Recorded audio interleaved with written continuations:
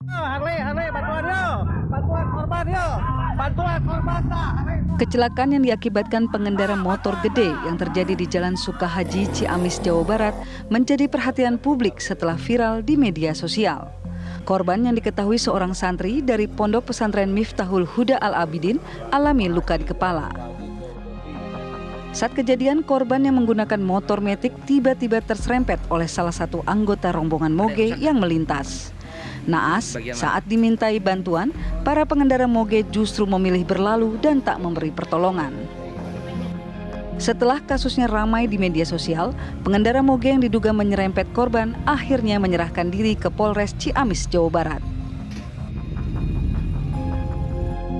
Sebelumnya, video kecelakaan lalu lintas yang diduga terjadi antara pengendara moge dan seorang pemotor wanita juga viral di media sosial. Peristiwa yang terjadi di wilayah Jatiwangi, Majalengka, Jawa Barat itu membuat salah satu motor gede terpelanting hingga ke pinggir parit setelah sebelumnya menyerempet motor metik seorang ibu. Beruntung, saat kejadian anggota moge lainnya langsung membantu korban yang alami luka ringan. Tim TV One mengabarkan.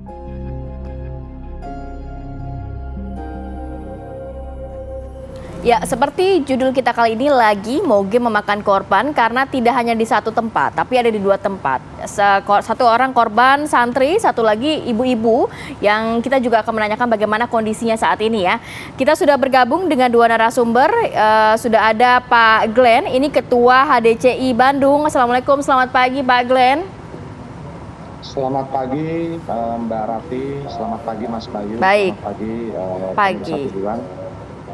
Ya, selain itu juga bergabung bersama kami ada Ustadz Imam Ushluhuddin, pimpinan Pondok Pesantren Miftahul Huda Al-Abidin Cihaur Beti yang sudah bergabung bersama kami. Selamat pagi Pak Ustadz, Assalamualaikum. Selamat pagi, waalaikumsalam warahmatullahi wabarakatuh.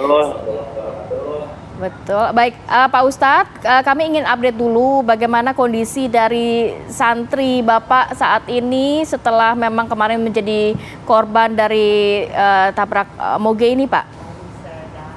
Alhamdulillah, setelah mendapatkan perawatan pertama dari puskesmas dan selanjutnya dirujuk ya ke rumah sakit di Kota Tasikmalaya. Alhamdulillah perkembangan terakhir sudah mulai membaik, kata keterangan dari pihak rumah sakit. Alhamdulillah sudah mulai membaik ya. Sebelumnya kondisinya seperti apa Pak saat di bawah? Pas setelah mendapatkan perawatan dari puskesmas, sudah mendapatkan perawatan pertama dibawa ke pesantren, tapi ada dari pihak puskesmas kalau ada muntah katanya harus dibawa ke rumah sakit. Baru 10 menit di pesantren langsung muntah darah dan langsung aja dibawa ke rumah sakit. Oke. Pak Ustadz, kalau versinya Pak Ustadz begitu ya dengan teman-teman santri kejadian kemarin itu seperti apa sih Pak? Apa maksudnya kejadian gimana? Ya kemarin ketika kejadian terserempet begitu ya, cerita dari para saksi mata oleh teman-teman santri itu seperti apa? Kejadiannya ketika anak santri lagi jalan ya sudah mau sampai di kira-kira 300 meter lagi ke komplek. Katanya ada rombongan motor besar lewat dan keserempet gitu. Jadi lagi mau nyebrang atau memang lagi di pinggir jalan Pak posisinya Pak? Posisinya dia satu arah sama rombongan. Satu arah sama jadi rombongan, oke. Keserempet. Kesenggol dari arah belakang begitu ya? Iya, dari arah belakang. Nah, ini kabarnya pelakunya tadinya sempat melarikan diri ya Pak ya? Dalam arti tidak ada pertolongan yang diberikan saat itu atau gimana? Iya, tidak berhenti dia. Lalu ada pas kelihatan dia melarikan diri dan akhirnya yang seperti dilihat di media banyak massa dan yang ada di TKP berusaha menyetop rombongan berikutnya gitu. Oke, baik. Saya mau geser ke Pak Glenn ya. Pak Glenn sebagai Ketua HDCI Bandung gitu yang kemarin juga mungkin sedikit banyak paham apa yang terjadi di wilayah Ciamis itu. Kalau dari anggota atau teman-teman apa yang terjadi, Pak Glenn? Ya baik, terima kasih. Selamat pagi. Selamat pagi juga Pak Imam Musoludin. Siap. Jadi kemarin itu kami dari HDCI Bandung membuat event di Pangandaran yang namanya Golden Wing Day. Di mana Golden Wing Day ini tentunya mengundang seluruh komunitas motor yang ada, terutama Harley Davidson dan komunitas-komunitas lainnya untuk berkumpul di Pangandaran. Nah, pada saat acara baru mau dimulai, saya mendapatkan informasi bahwa ada terjadi kecelakaan senggolan antara moge dengan pihak santri yang kemudian beritanya terus berkembang. Nah, setelah kami selidiki, seperti yang kita ketahui bahwa banyak beredar dan berkembang bahwa yang menabrak dan menyenggol itu adalah teman-teman dari Harley Davidson. Nah, tentunya saya sebagai penanggung jawab kegiatan ini mencari informasi sedemikian rupa dan ternyata baru malam hari saya dihubungi oleh salah satu pihak yang mungkin menjembatani bahwa terduga penyenggol santri ini adalah bukan dari pengendara Harley Davidson. Nah, langkah-langkah yang mungkin kita tempuh sebelum waktu kita mengetahui bahwa penyenggol santri ini adalah dari pengendara komunitas lainnya, kami dari HDCI sudah mencoba berkomunikasi dan mendatangi korban. Yang pertama difasilitasi oleh Bapak Kasatlantas Ciamis, kemudian kami juga sudah video call saya sendiri langsung dengan keluarga korban. Terus kemudian malam harinya saya juga sudah berkomunikasi dengan pihak pesantren Bapak Imam Musoludin dan berkomunikasi bahwa intinya kami dari HDCI mempunyai beban moral terhadap kejadian yang berlangsung di Ciamis. Meskipun bukan anggota kami atau pengguna Harley Davidson, tetapi kami memberikan perhatian dan atensi khusus terhadap peristiwa ini. Dan kemarin juga sudah alhamdulillah dari pihak kami di hari Minggu itu Ketua Golden Wing Day-nya yaitu Kang Arya beserta Ketua HDCI Tasikmalaya ditemani juga mungkin beberapa teman-teman dari Ciamis mendatangi pihak pesantren dan sudah bersilaturahmi. Ya, Mas Glenn juga sudah ngobrol belum sama pelaku, Mas?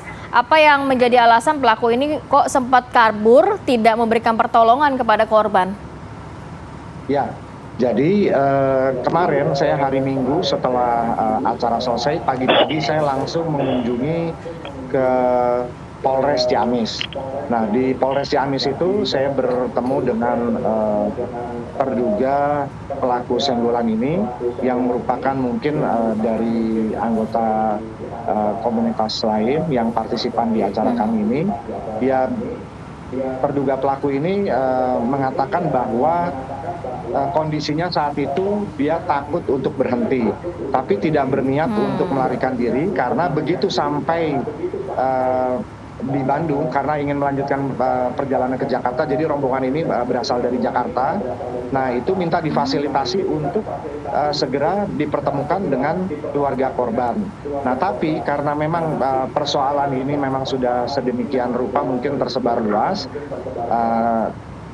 kami menyarankan dan disarankan juga oleh pihak Polres Ciamis agar pelaku ini segera mendatangi pihak Polres Ciamis untuk kemudian nanti bisa diambil langkah-langkah selanjutnya yang dianggap perlu oleh pihak Polres.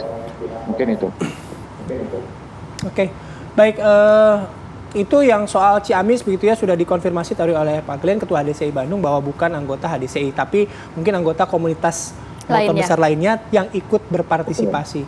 Nah, dalam kondisi seperti ini Pak Glenn, fasilitasi seperti apa yang dilakukan gitu, mengingat si pelaku juga kan anggota komunitas lain begitu, meskipun sama-sama punya hobi yang sama begitu. Artinya kan pidana tetap ada begitu di situ. Betul. Jadi kalau dari kami itu semua proses itu kami serahkan kepada mungkin jajaran kepolisian Polres Ciamis. Kemudian dari pelaku sendiri kemarin sudah berbicara baik dengan pihak Polres Ciamis dan kemudian saya juga mendengar juga akan bertanggung jawab secara penuh terhadap korban dan juga akan mematuhi undang-undang yang berlaku di Republik Indonesia ini. Oke, saya bergeser ke Pak Ustadz. Pak Ustadz, tadi sudah disampaikan oleh Pak Glenn, memang bukan dari komunitasnya Pak Glenn, tapi juga komunitas lain, motor gede lainnya yang juga tergabung dalam acara yang sama begitu ya Pak. Pak Ustadz, apa yang mau ditanggapi terkait pernyataan dari Pak Glenn? Pertama, begini ya. Kita kan sebagai masyarakat di jalan yang kondisinya tidak tahu. Yang saya tahu itu kebetulan ada event Harley Davidson yang tiba-tiba ada penyerempet juga motor gede. Jadi pemikiran kita di lapangan ya nggak tahu siapa pada awalnya. Tapi setelah ada konfirmasi dan saya by phone dengan Kang Glenn juga ada keterangan bahwa itu bukan anggota. Ya saya menerima apa yang disampaikan kalau kenyataan seperti itu gitu. Sehingga kemarin ada datang ke sini yang tadi disampaikan oleh Kang Glenn, saya mengucapkan terima kasih. Dan selanjutnya sebetulnya ya yang saya tunggu dari pihak korban ya, terutama saya di pihak pesantren itu pelaku sebetulnya gitu yang diharapkan segera datang gitu. Oke, pelaku yang segera datang gitu ya. Oke, nanti kita lanjut ya, Pak Ustadz dan juga Pak Glenn. Tapi kami harus jeda terlebih dahulu. Apa kabar Indonesia Pagi akan kembali sesaat lagi.